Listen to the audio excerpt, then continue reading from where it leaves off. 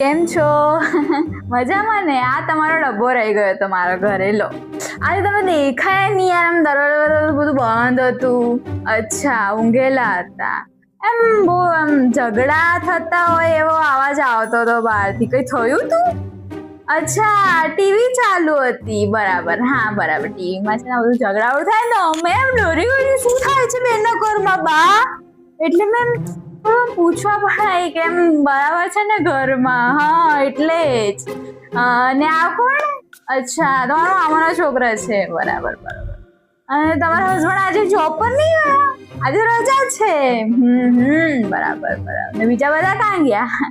ઊંઘેલા જ છે. બરાબર. હમણાં તો એવો ટાઈમ હોય કે શું કરવાનું. સાચી વાત. આજે જમવામાં શું બનાવશો તમે? રીંગણ બટાકાનું શાક. બહુ સરસ. હું પણ હવે એ જ બનાવવા. આપણે તો હું યાર રોજનું એ જ મગજ મારી. શું બનાવું. આજે તો મેં વિચારતા તમારું જોઈને હું પણ રીંગણ બટાકાનું શાક જ બનાવી દઈશ. બધું પતી જાય યાર. શું મગજ મારી કરવાની કે. સારું, ચાલો તો હું જાઉં.